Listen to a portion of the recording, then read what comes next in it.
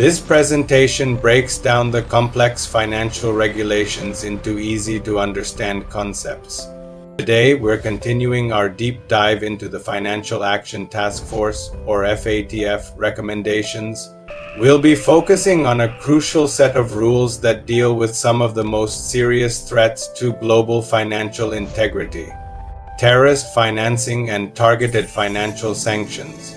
Specifically, we're unpacking recommendations 5, 6, 7, and 8. These recommendations are in group that specifically covers terrorist financing and financing of proliferation.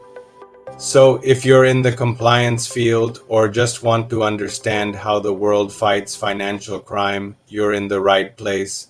Before going to the deep dive into the topic, I will request you for a subscription to the channel with a big thumbs up. This will help the channel to grow quickly. Let's start with recommendation 5, the terrorist financing offense. This is the bedrock of counter-terrorist financing efforts. It requires countries to criminalize terrorist financing, making it a serious offense. But what does that actually mean? It's not just about handing over a bag of cash to a known terrorist group. The scope is much, much broader.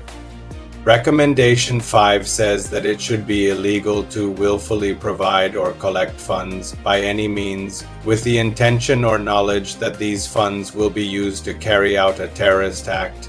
This applies even if the funds are never actually used, or if they're intended for a single terrorist, a lone wolf, and not just a large organization.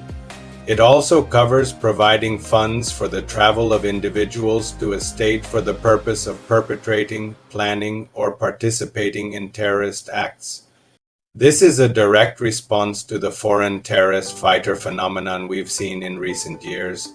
Think about it this way. Someone raises money through what seems like a legitimate charity fundraiser, but secretly, they know that a portion of those donations is being funneled to support a terrorist cell's operational costs, buying supplies, renting safe houses, or creating propaganda. Under Recommendation 5, that person is guilty of terrorist financing, regardless of whether an attack ever happens. The act of providing the funds with illicit knowledge is the crime itself. This recommendation ensures that authorities can intervene early, disrupting the financial support networks that terrorists rely on. Now, let's move on to Recommendation 6, which deals with targeted financial sanctions related to terrorism and terrorist financing. This is where the international community acts together. Recommendation 6 requires countries to implement targeted financial sanctions to comply with the United Nations Security Council resolutions, or UNSCR, related to the prevention and suppression of terrorism and its financing. The two key resolutions here are UNSCR 1267 and its successors, which target Al-Qaeda and ISIL, also known as Daesh, and UNSCR 1373, which has a broader scope. So, how does this work in practice? When the UN Security Council designates an individual or an entity as being involved in terrorism, all member states are obligated to freeze their assets without delay. This means no one can make funds or other financial assets available to these designated parties, directly or indirectly. It's like putting a complete financial lockdown on them. For example, a bank in any country will screen its customer database against the UN sanctions lists. If they find a match, say, a customer is on the ISIL and Al-Qaeda sanctions list, they must immediately freeze that person's account. They can't allow any deposits, withdrawals, or transfers. This action cuts off the designated person from the global financial system, crippling their ability to fund their activities. It's a powerful, non-military tool for applying pressure and disrupting terrorist networks on a global scale. Countries can also propose names to be added to these lists if they have evidence of involvement in terrorism. Next up is Recommendation 7, which focuses on targeted financial sanctions related to proliferation financing. This might sound similar to the last one, but the target is different. Here we're talking about preventing the financing of the proliferation of weapons of mass destruction, or WMDs. These are your nuclear, chemical, and biological weapons, the scariest stuff imaginable. Recommendation 7 mandates that countries implement targeted financial sanctions to comply with UNSCR concerning the prevention, suppression, and disruption of WMD proliferation financing. The key resolutions are those related to countries like North Korea and Iran, which have been subject to sanctions due to their nuclear programs. The mechanism is the same as for terrorist financing: freeze the assets of designated individuals and entities without delay.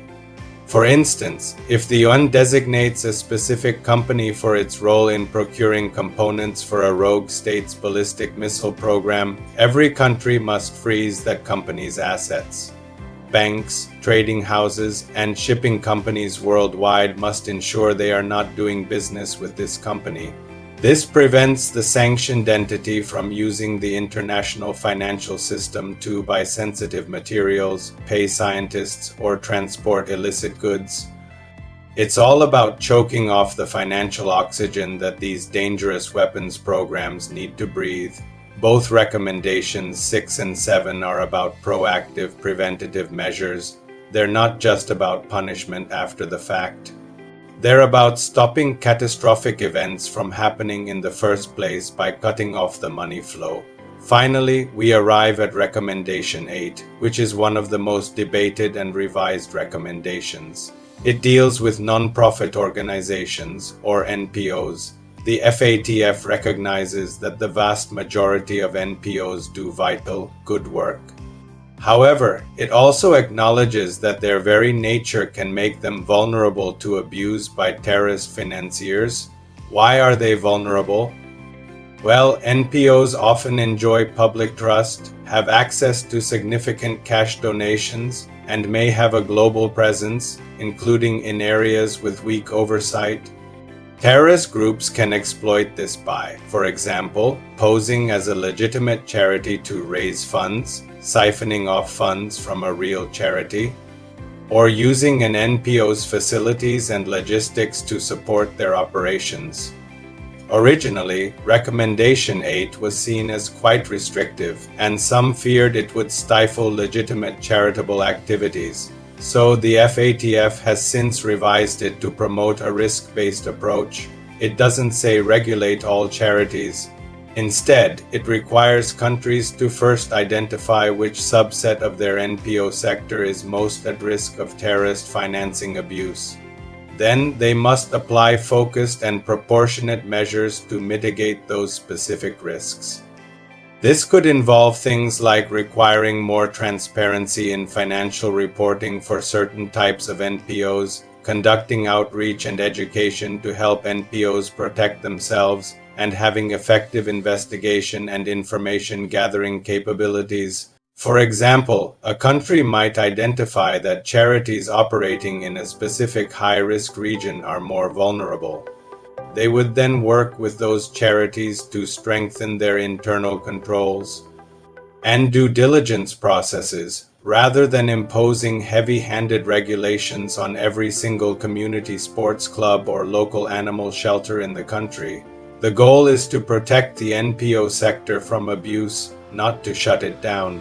So, to recap, Recommendation 5 criminalizes the act of terrorist financing itself. Recommendation 6 mandates targeted financial sanctions against UN-listed terrorists. Recommendation 7 does the same for those involved in financing weapons of mass destruction. And Recommendation 8 requires countries to protect their non-profit sector from terrorist abuse using a risk-based approach. Together, these 4 recommendations form a powerful shield against some of the gravest threats to international peace and security. They demonstrate how financial intelligence and regulation are not just about paperwork. They are frontline tools in a global effort to keep us all safe. Understanding them is crucial for anyone working to build a more secure and transparent financial world. Thank you so much for joining me today. I hope this breakdown was helpful.